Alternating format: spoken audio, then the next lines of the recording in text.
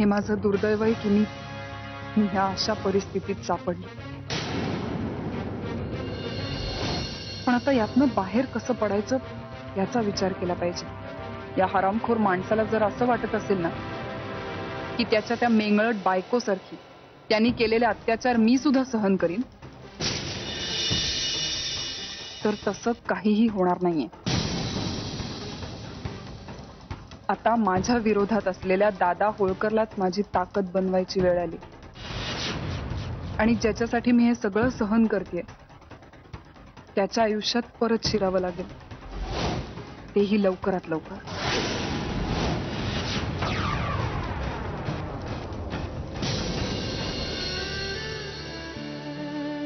शाले,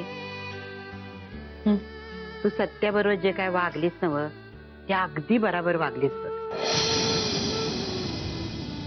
या असंच जर आधी वागली असतीस तर मला तुझ्या अंगावर वरडावं लागलं नसतं।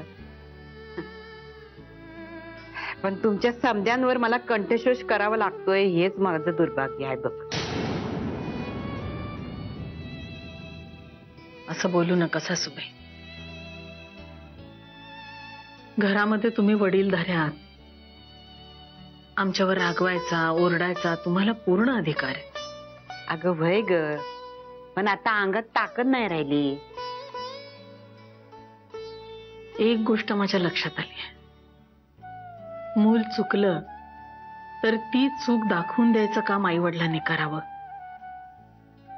पण चुकीचे हट्ट धरून मुलांना नवीन चुका करायला प्रवृत्त करू नये।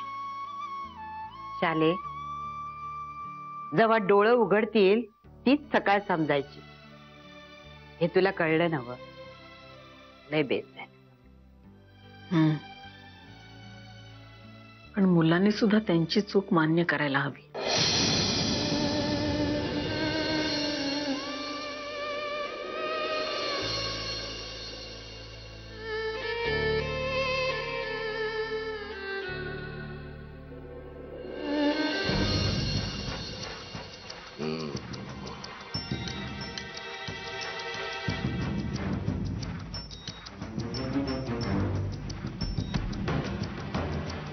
हे आमचं पनिशमेंटचं वेपन आहे,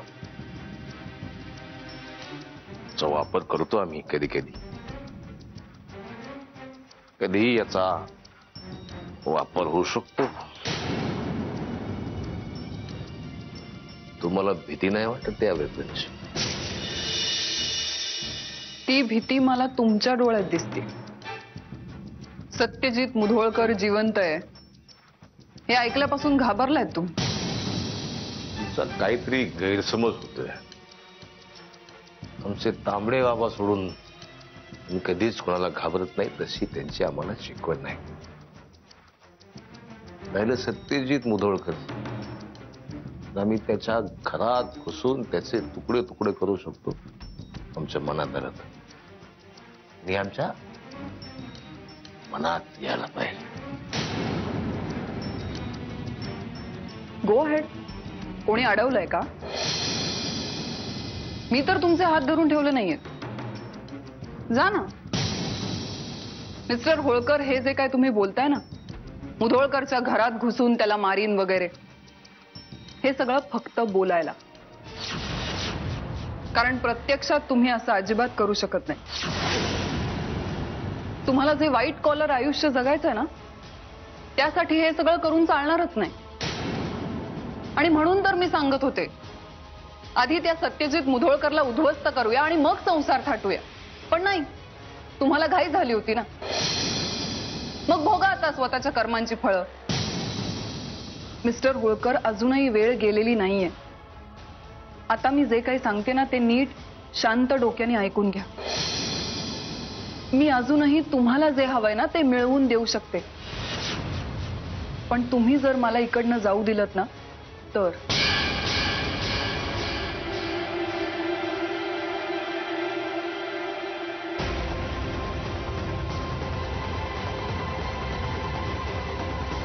तुम्हाला काय वाटतंय? मी त्या सुहासच्या खरंच प्रेमात पडले आणि म्हणून त्याच्याशी लग्न करत होते? मिस्टर होळकर, हा सगळा माझा प्लॅन होता, सगळं माझ्या मनासारखं चाललं होतं, पण तुम्ही सगळ्याचा सत्यानाश केला. पनिशमेंट खरं तर तुम्हाला द्यायला पाहिजे.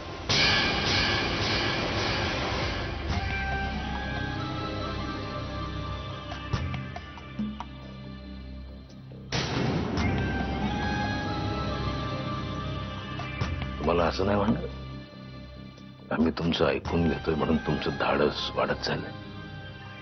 आम्ही तुमचा आवाज आत्ताच्या आत्ता बंद करू शकतो, कारण असं आमच्याशी कोणीच बोलत नाही. तेच सर ना मिस्टर होळकर, तुम्हाला कळतच नाही तुम्ही चुकताय कुठे. मला मारून तुमचा जीव शांत होणार आहे का? मग ठीक आहे, तसं असेल तर मला मारून टाका. पण एक गोष्ट लक्षात ठेवा, असं करून तुमची सत्यजित बरोबरची लढाई तुम्ही जिंकणार नाहीये. कारण त्यासाठी तुम्हाला एक हत्यार पाहिजे, असं हत्यार जे त्याच्या घरी राहून तुमची मदत करेल. आणि त्या हत्याराचं नाव आहे प्रिया मोहिते.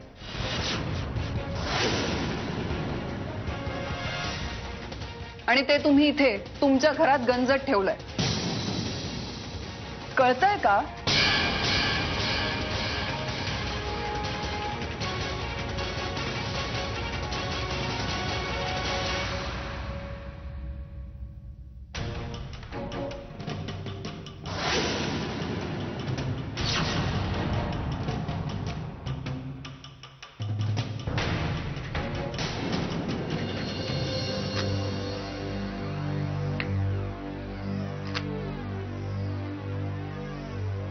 इंटरेस्टिंग उरलंच नाही आयुष्यात. शिरवाईनी प्रेग्नंट असल्यापासून घाण्याच्या बैलाला झुंपावं तसं झुंपलंय मला कामाला. नाश्ते करा, स्वयंपाक करा, कांदे चिरा, थोडे झुंपतायत एकतर. नुसती खरकटी काढा, मुलकरीण करून ठेवलं या घरात मला फक्त. नेत्रा, कणिक मळून देऊ का ग? काय माहिती का, कांद्याची सालं काढायची आणि ते पाण्यात भिजत टाकायचे, म्हणजे चिरताना झोंबत नाही डोळ्यांना. अयो, कांद्यामुळे पाणी नाही आलंय माझ्या डोळ्यात. मग याची आठवण आली.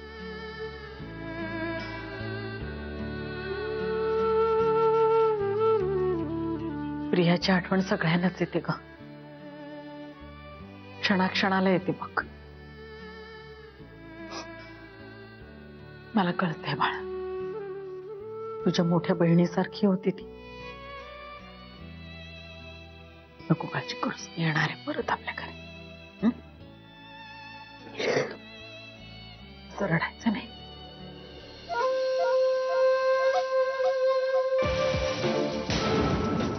मंजुषा ताई, टेन्शन घेऊ नका. माझं जोगदंडे साहेबांशी बोलणं झालेलं आहे. आता तुम्ही तिथे गेलात की ऑलरेडी टाईप रिटर्न स्टेटमेंट असेल, ती नीट वाचा, त्याच्यावर सही करा. उद्या सकाळी दादाला अटक होईल. सिंपल.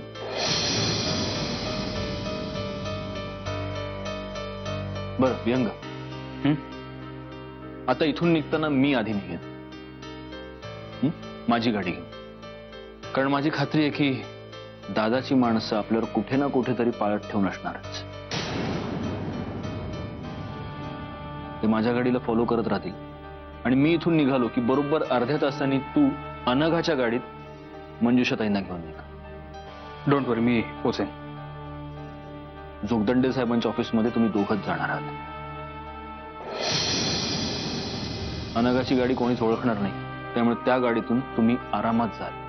ओके? सत्यजित आणि मी, तुझी गाडी लागणार आहे ना? या सगळ्यात मी कुठे असणार आहे?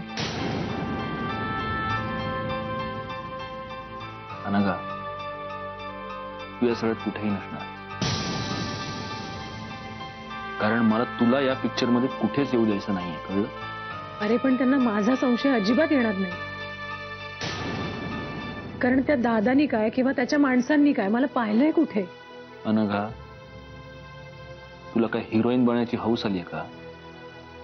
दादाची कुत्री आपल्यावर पाळत ठेवून असतील. उद्या जर तू त्यांना दिसलीस तर मला तुला धोक्यात नाही टाकायचं, तुला कळत नाहीये का? सत्यजित, तुला निघायला हवं, नाहीतर पोचायला उशीर होईल.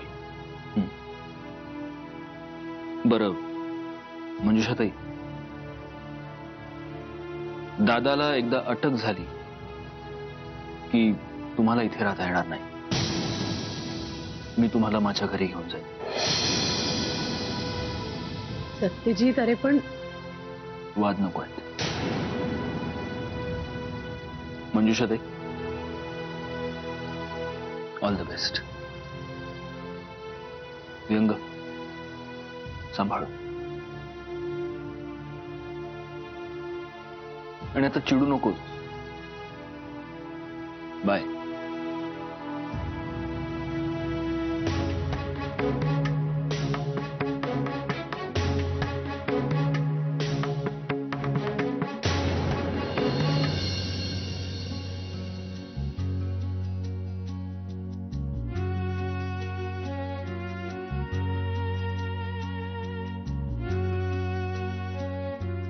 मंजिरे, हे बघ, कुठं बी जायचं असेल ना तरी मला संगती घेऊन जायचं सांगून ठेवती. कळलं.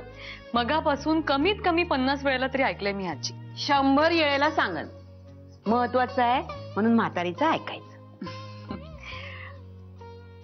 रागावलात तुम्ही माझ्यावर?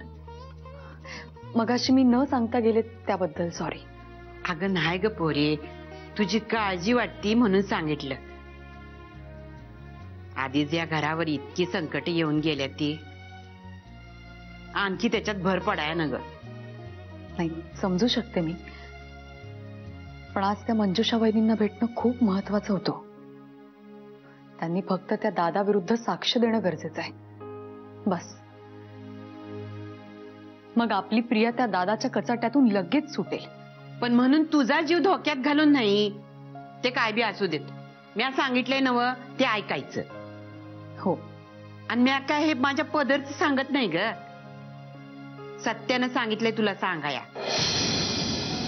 त्या काळतोंड्या दादा होळकर बरोबर युद्ध पुकारलंय ना व माझ्या लेकरानं.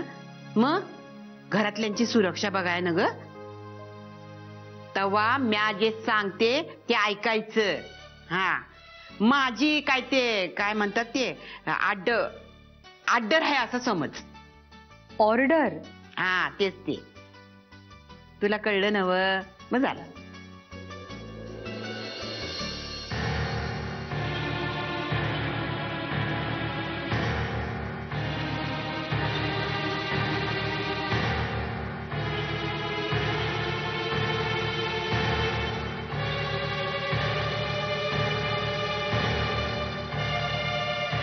Thank you mister Solkar. Missus Holkar नाही, मिस मंजुषा. मंजुषा सरंजाम. हो, माय मिस्टेक. मिस मंजुषा सरंजाम, आजपासून तुमचं नवीन आयुष्य सुरू झाले. हे केवळ तुमचं स्टेटमेंटच नाहीये, अनेक निष्पाप जीवांच्या आत्म्याला मिळालेली शांती आहे. यापुढे कोर्टात तुम्ही हीच साक्ष कायम ठेवा. तुम्हाला काहीही होणार नाही याची दक्षता पोलीस खातं घेईल. थँक्यू एसीपी साहेब. It's my pleasure. Mister Bhosale, उद्या सकाळी दादा होळकरला अटक होईल आणि प्रिया मॅडमची सुटका होईल. हा शब्द आहे माझा तुम्हाला.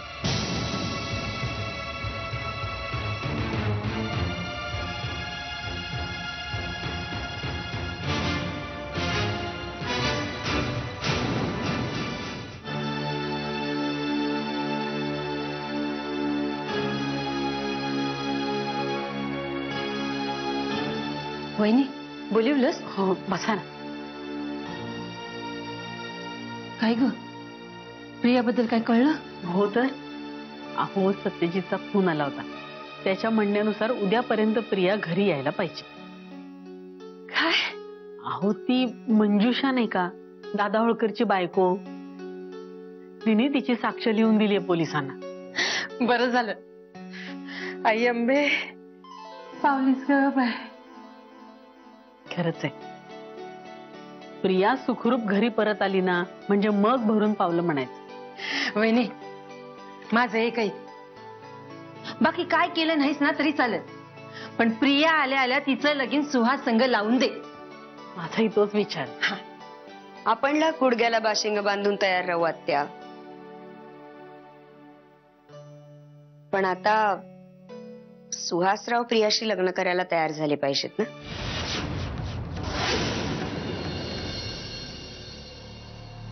पण सत्यजित, आपण ही गोष्ट सुद्धा लक्षात घ्यायला हवी, तो तिला करेल ऍक्सेप्ट?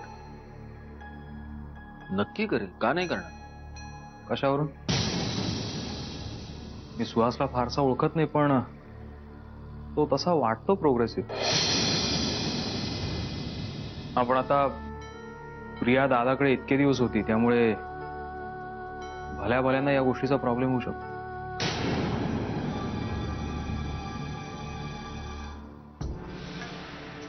मला नाही वाटत तसं.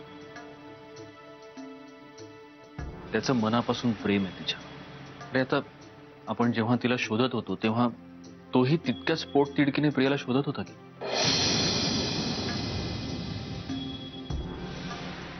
या इतक्या दिवसात सुहास बरेच वेळा माझ्याशी तोडून वागला, मला उलटसुलट बोलला, माझा अपमान केला, पण मला त्याचा राग नाही आला कधीच. कारण त्या सगळ्या मागे त्याचं प्रियावर असलेलं प्रेम होतं. मी त्याचं ते प्रेम समजू शकतो, कारण मी सुद्धा कोणावर तरी जीव तोडून प्रेम केलंय रे.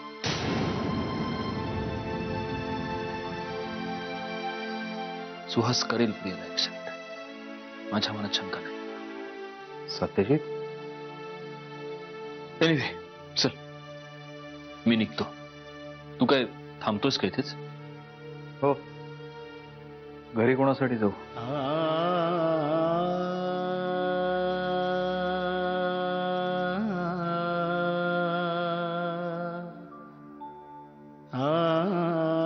बाय.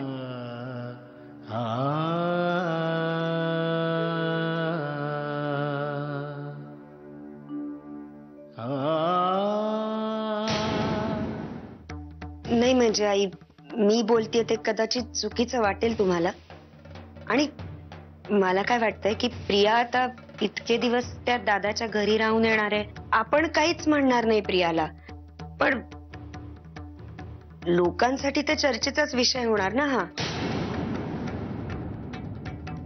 आणि एकदा लोक चर्चा करायला लागले की मग हे डुसके, तोंड बंद ठेव. लय बोललीस. आत्या, नाही म्हणजे मी काही चुकीचं बोलत नाही, खरं तेच बोलते. कप्पा खरं बोललीस. प्रियाबद्दल काय ठाव आहे तुला? आत्या, आई, आपल्या सगळ्यांचा विश्वास आहे प्रियावर, पण बाई कितीही खरी असली तरी पुरुषाचा तिच्यावर विश्वास बसतोच असं नाही ना. आम्हाला ज्ञान शिकवू नकस, आणि तुझ्याकडनं अक्कल शिकायची येळ नाही आली आमच्यावर. आणि असा बी जेव्हा मोठी माणसं बोलत असतील तेव्हा मध्ये बोलायचं कारण नाही. जेव्हा बी तोंड उघडते तेव्हा वंगाळच बोलते. मी बोललेलं कानाला वाईट वाटत असेल आत्या, पण खरं तेच बोलतेय मी. आई, काय चुकीचं बोलले मी? हो वंस, मला पटतंय. वंस, आपण सुहासरावांशी एकदा बोलून घ्यायलाच पाहिजे. उगाच नंतर कोणाच्या मनात किंतु परंतु नको. आई, सुहासशी बोलायची आता गरज नाही. गरज नाहीये म्हणजे? म्हणजे मी बोलले त्याच्याशी. कधी? मगाशीच फोन करून त्याला बोलावून घेतलं होतं मी इथे, याच संदर्भात बोलायला.